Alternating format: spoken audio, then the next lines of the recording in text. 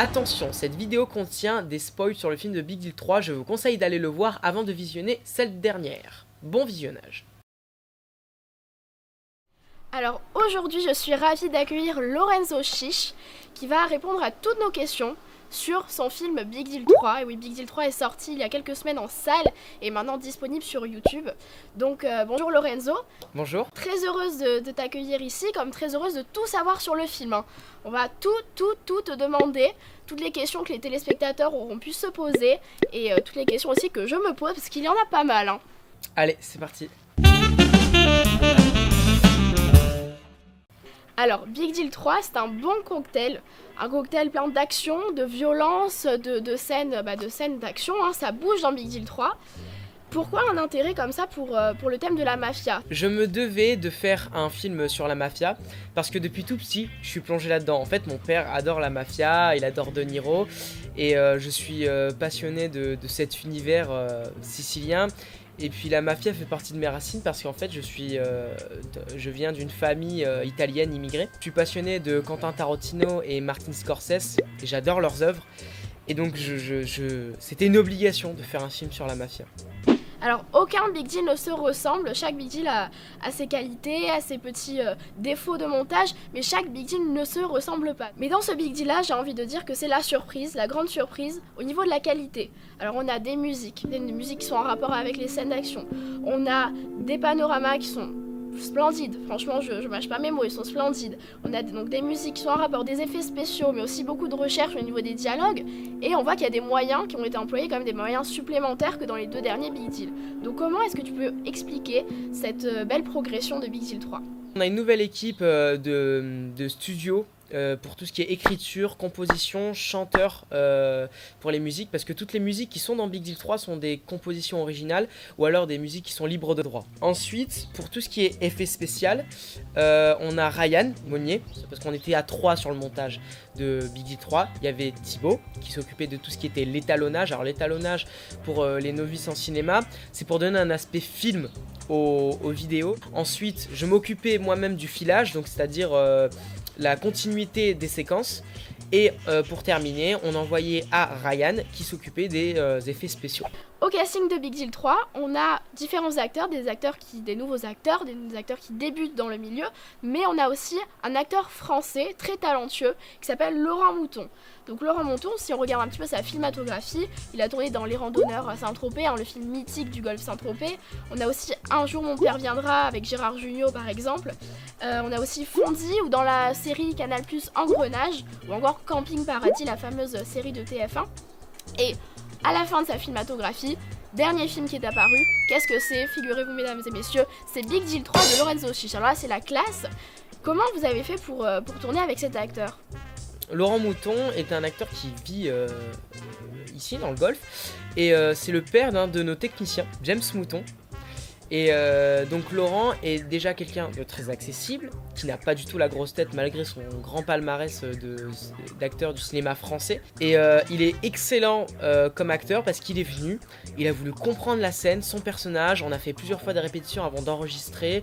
Il a vraiment creusé l'histoire de son personnage et c'est ce qui a fait que la scène est vraiment très bien faite. Et il y avait un peu de sa touche à lui. Donc voilà, je le remercie parce que c'est pas donné à tout le monde d'avoir des acteurs du cinéma français dans des longs métrages. Alors dans Big Deal 3, tous les personnages ont leur histoire, on connaît le passé, les idées, les envies de ces personnages. Quel personnage t'a le plus bouleversé à l'écriture de Big Deal 3 ? Le personnage qui m'a le plus bouleversé dans Big Deal 3, c'est celui de Léo, qui joue mon meilleur ami et qui l'est dans la vraie vie avec Thibaut.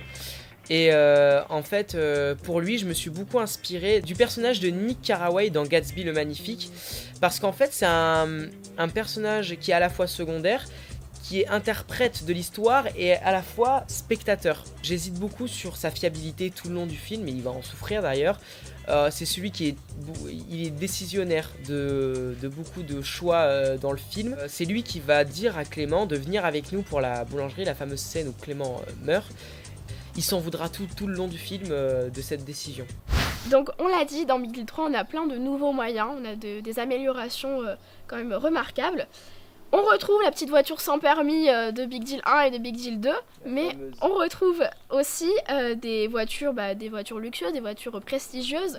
Est-ce que ça n'a pas été trop dangereux ou difficile à gérer ces scènes de voitures? Déjà, je remercie Robin de Black Betty Motors qui nous a prêté gentiment tous ces véhicules. C'était vraiment génial quand il y avait les véhicules parce que voilà, c'est comme si on avait des gros moyens alors que tout part d'un partenariat avec lui. Alors, dans Big Deal 3, on assiste à un peu un élément, on va dire, croustillant qui nous fait rêver. C'est cette fameuse histoire d'amour entre deux personnages, Lisa et Lucas. Est-ce que c'était inévitable de faire une histoire d'amour plutôt, dans Big Deal 3? Alors, il fallait une histoire d'amour dans Big Deal. Alors déjà, en fait, l'histoire d'amour qui devait se passer, c'était une histoire entre le personnage principal, donc moi, et Jade. Et on la voit apparaître à la fin de Big Deal 2, seulement elle n'a abouti à rien dans Big Deal 3, ça allait pas. Du coup, je me suis plus penché sur Lucas et Lisa. Et je trouve vraiment ce couple très attachant, puis l'histoire est vraiment belle, je trouve. Et donc c'était très drôle parce que bon, c'était un peu, il y avait un petit malaise quand même, mais ce qui est très fort, c'est que voilà, ils ont pas laissé paraître à la caméra ce malaise, ils ont joué le jeu. Et puis il y a même à la scène d'entraînement quand Lucas apprend à viser à Lisa. Il y a une prise qui est 100% naturelle et on m'entend même au début de la prise dire à Thibaut de se taire pour qu'on enregistre la scène, et en fait ils étaient tous les deux vraiment en train de parler et ils partageaient un moment, et je trouvais que cette complicité était vraiment très très belle, et ce que je dis c'est véridique, hein. On a vraiment enregistré comme ça. Dans Big Deal 3, on a aussi malheureusement un décès, la mort d'un de tes amis, Lorenzo, qui s'appelle Clément. Bon, c'est un thème qui peut être plutôt difficile à aborder, la mort d'un personnage, surtout quand c'est un ami et qu'il est présent dans les 2 derniers films Big Deal. Pourquoi avoir écrit cette scène comme ça avec Clément, et comment est-ce que vous avez vécu le tournage? Alors en fait je voulais faire une référence à Big Deal 1 où en fait Clément meurt dans les bras d'Ibrahim. D'ailleurs je remercie la boulangerie-pâtisserie de la Tour, hein, qui est en partenariat avec nous. Et c'est une scène qui a été extrêmement compliquée à tourner parce que déjà elle a duré 2 jours. 2 jours séparés dans le temps, donc c'était pas des jours consécutifs, sous la flotte. Donc le matos en a pris un coup. Le motard Arnaud qui joue Stefano était sous la flotte en moto, donc ça pouvait être dangereux, il pouvait glisser. Dans Big Deal 3, on a différents thèmes qui sont abordés, la famille, la mort, les assassinats, la violence aussi. Est-ce que tous les thèmes ont été faciles à aborder? Pour beaucoup de scènes, on s'est dit ouais c'est peut-être un peu trop violent, alors au départ on a dit on va pas le faire, ensuite finalement on a fait certaines scènes violentes, comme par exemple la scène Vendetta où Tiziano tue Reynaldo. Et du coup on a décidé de déconseiller le film au moins de 10 ans. Et les thèmes, il y a beaucoup de thèmes qui ressortent, qui parlent de la famille. Parce que pour moi la famille fait partie des piliers de la vie et de l'équilibre pour quelqu'un, pour une personne. Je parle aussi des parents qui ne sollicitent pas assez leur enfant, qui leur disent pas assez je t'aime, qui leur disent pas assez qu'ils sont fiers. Par exemple quand Lucas parle à Clément qu'il a rencontré sa mère et qui a dit qu'elle était fière de lui, et dans la scène justement où Clément meurt, voilà, je critique un peu ça. Je critique aussi l'abandon des pères ou des mères ou même des parents envers leurs enfants, comme par exemple Tiziano qui abandonne son fils à cause de la mafia, enfin son fils et ses enfants. Le remords de Léo par exemple, qui a forcé Clément à venir et qui va causer sa perte. Alors, parmi les personnages, on a un personnage fort de caractère, ce qu'on peut dire, c'est un mafieux. Il s'appelle Stefano. Est-ce que tu pourrais m'en dire un petit peu plus sur son rôle dans l'histoire et sur son personnage? Alors, Stefano, c'est le personnage badass du film. Il est omniprésent dans les scènes de mafia, sans parler, et la seule fois où il parle, il annonce qu'en fait c'était lui la taupe chez la mafia. Et ça, c'est quelque chose qu'on adore dans l'équipe technique de ce personnage, parce que voilà, ce côté où il ne parle pas, il est mystérieux, ça apporte un charisme à ce personnage. Et moi je voulais te demander, est-ce que en plus du scénario, en plus de ce qui a été couché sous papier, est-ce que au moment de tourner, au moment où la caméra était en action, est-ce qu'il y a des personnages qui se sont dit allez, tiens, on tente, on essaye de rajouter un petit truc dans l'histoire? Il y a eu des scènes comme la scène Vendetta, qui est une scène improvisée totalement et écrite au dernier moment. Cette scène, elle permet à la fois d'illustrer le côté cruel de la mafia. Donc voilà, Tiziano, le boss de la mafia de la Côte d'Azur, descend un de ses gars parce qu'il a frappé Lorenzo. Et c'est là où en fait le spectateur doit se demander mais pourquoi il le bute, enfin c'est pas ce qu'il veut Tiziano. Pour nous on a utilisé beaucoup de procédés du cinéma, le plan douche qui soulève au-dessus de la table quand on voit Reynaldo se vider de son sang sur la table. Le faux sang, on l'a fait avec du coulis de framboise à l'ancienne, puis dans une bouteille qui était camouflée sous la tête de Reynaldo, où on l'avait scotché sur la table. Et en fait, quand il est appuyé dessus, il faisait pression. On avait fait des trous dans les bouchons pour que ça coule comme du vrai sang, qui est un vrai flux. Dans Big Deal 3, on assiste à une scène monumentale, une scène qui est très importante pour l'histoire et qui se passe dans un endroit. Comment ça a été possible de tourner dans cette belle ville-là ? Alors, en fait, c'est un contact de mon père, Madame qui nous a gentiment prêté cette villa de 700 mètres carrés avec 2 piscines, voilà, villa luxueuse et très très belle. Cette maison reflétait pour moi le côté un peu latin, italien que j'adore parce qu'elle fait vraiment film de mafieux. Cette maison elle était idéale, très photogénique. Comment tu as fait un peu pour gérer tout ça ? Alors toutes les scènes à la villa se sont déroulées sur 2 jours d'affilée et en fait c'était des scènes qui ont été très compliquées et pour nous ça a été les scènes les plus compliquées parce que déjà il y avait beaucoup d'acteurs présents donc fallait les gérer. On a fait une régie où on a acheté des sandwichs voilà pour faire la pause à midi. Faut savoir que c'était en août. Il faisait très très chaud et je les remercie tous d'être venus parce que voilà, ce sont des gens bénévoles. C'est un rêve de gosse un peu pour tout le monde de jouer dans un film donc c'est super sympa, tout le monde était content à la fin. Contre toute attente, à la fin de Big Deal 3, on découvre le contenu de la mallette donc de Big Deal qui nous a suivis sur les trois différents films Big Deal 1, 2 et 3. Est-ce que tu avais la même idée du contenu de la mallette dans Big Deal 1 et dans Big Deal 3 ? Est-ce que tu savais dès le début ce qu'il allait avoir dedans ? Alors, je vais pas mentir en disant oui, parce que ça serait hypocrite.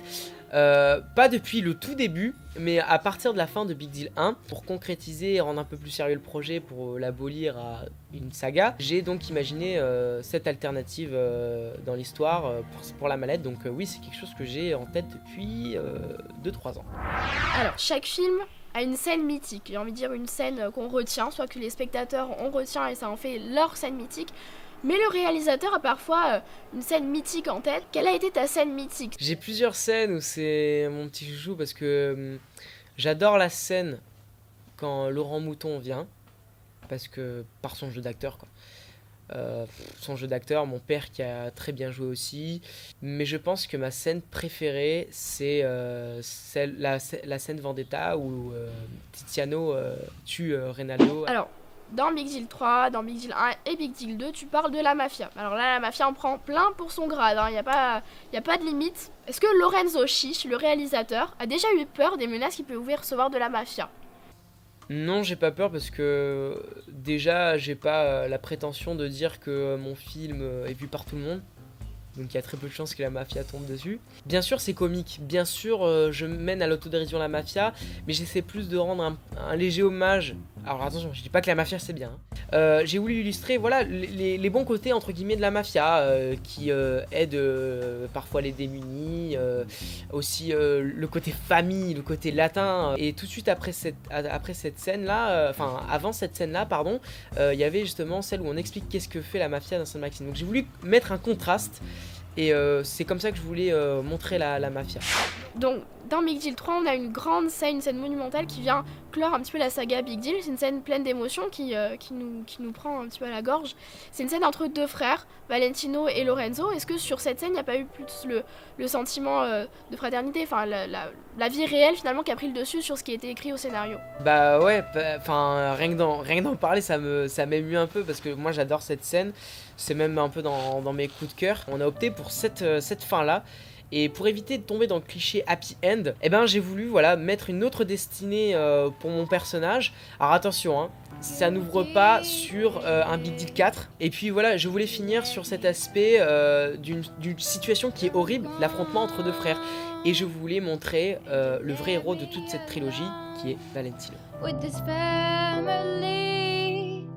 Dans un film, on est toujours content de certaines scènes, mais il y a certaines scènes où peut-être on est moins content, moins satisfait de ce qu'on a fait, on aimerait bien reprendre. Est-ce que justement il y a eu des ratés au niveau du scénario à certains endroits, dans des scènes coupées ou même dans des scènes qui sont restées sur la phase finale du film ? Alors oui, il y a eu des ratés, beaucoup. Il y a eu des gaffes, des bafouillages, des plans où on galère à poser la caméra, ou un objet, un accessoire, même dire sa réplique. Et je laisse le making of apparaître.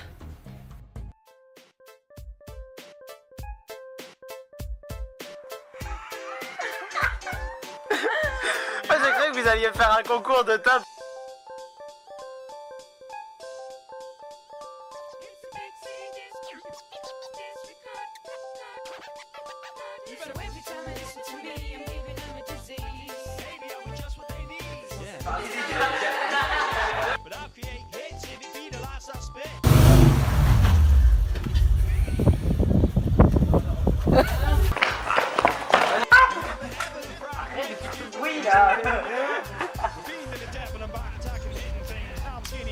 Tourne le son. Je me rappelle quand t'avais la tête de con l'autre jour sur le port. Hein?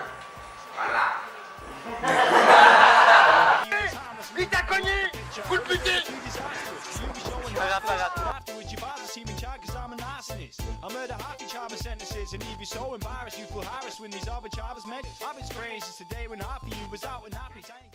Ça doit être sûrement ça. Mais arrêtez vos conneries, on se connaît toutes, on se ment pas demain. À part toi, Lorenzo, t'es inventeur. Quoi que... Comment ça? Qu'est-ce que tu veux dire? Tu nous caches des choses, machin. Mais je vous cache rien!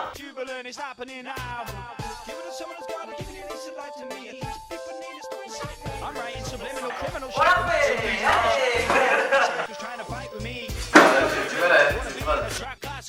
I'm drastically reducing my who's been tapping on my door, running them out, giving a shit the data's tap from me. So rhyming's right for me.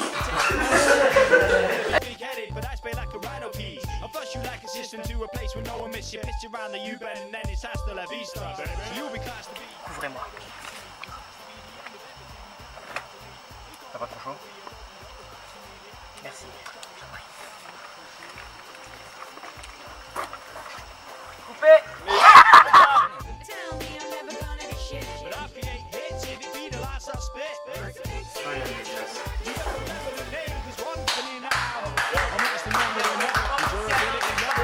Severing some tenors with medals. Haven't had a place for me, but now I'm living disheveled. Listen, these other rappers dribbling. Nostro amore lo viviamo io e te. Nessuno sa la verità. Je vais me venger, ma soeur. Le Wally, il est mort de rire, il a pas se retirer. Il est là en mode... Mais je le vois, il Busting these shades in the rain. Some of the illest fucking rappers the size of the West Stains. I poke your brain, even a hole in your anatomy. You'll only be the 100th person there and walk behind me. I smoke behind the weed like once in a Venez les gars, moi tranquille là. Il y a les PM qui patrouillent quand même. Hein. Let's face it, if we leave without a trace, if we good, it's a fake rating. We'll leave your face aching, we shave your brain, leaving your mind deranged. No one who can tell in this game. Hey, I pull your ligaments, you ignorant, I'm innocent. I'll bring you what is real instead of living life in delusion. Some rappers lying just to gain some fans. When you in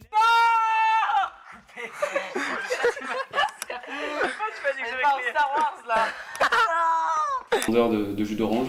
Ouais. Et il rencontre une mafia et ils veulent produire son jus d'orange parce que c'est l'un des meilleurs. C'est marrant, ça me dit quelque chose, cette Bah, histoire de mafia là. Ça me rappelle un truc bizarrement. Je sais pas, mais j'avais pensé appeler ça Pulp Fiction. Ah, et dedans. Ça me-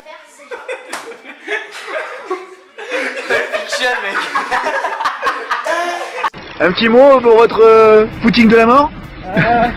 Manger 5 légumes par jour. Alors, tous les spectateurs de Big Deal, hein, que ce soit au cinéma ou sur YouTube, ont été très assidus à l'histoire. Donc moi j'ai un petit cadeau pour toi de la part de tous les spectateurs de Big Deal. J'ai amené cette fameuse brioche qu'il fallait à Lorenzo tous les matins. Donc voilà, elle est pour toi Lorenzo, cette brioche ce matin. Elle est toute fraîche et voilà, c'est pour toi, c'est petit cadeau. Bah écoutez, merci pour cette brioche. Je tiens à remercier tous mes fans, l'équipe, ma mère, tous ceux qui m'ont soutenu. Merci beaucoup pour cette brioche. Ça me touche beaucoup. Merci beaucoup Lorenzo d'avoir réagi avec nous à ces questions, nous avoir dit plus un petit peu sur Big Deal 3 et sur toute cette saga, cette belle saga. Donc en tout cas, bravo pour ce que tu as fait sur Big Deal 3 comme sur les 3 derniers opus. Et voilà, félicitations et encore merci d'avoir été avec nous. Merci.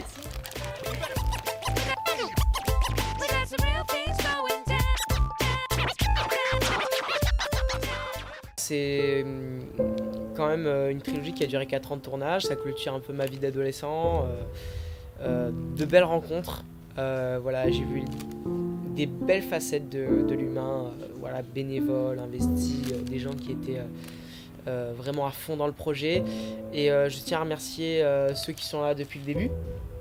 Donc, je pense à Léo, je pense à Thibaut, je pense à l'équipe de Big Deal 1, alors, je ne vais pas tous les citer sinon la vidéo va durer 40 minutes de plus, mais je parle de vous tous, voilà, je parle de même les derniers qui sont venus, même en figurant, parce qu'il y en a ils venaient de Toulon, de la Mole, voilà, donc je remercie à tous ces gens qui ont investi de leur temps, de leur énergie, parfois même malheureusement de leur argent, et on n'a jamais pu en rembourser parce qu'on n'a pas d'argent. Mais voilà, je remercie tout le monde, et c'est avec beaucoup d'émotion et de joie que je clôture ces 4 ans de ma vie, grâce à vous. Merci beaucoup.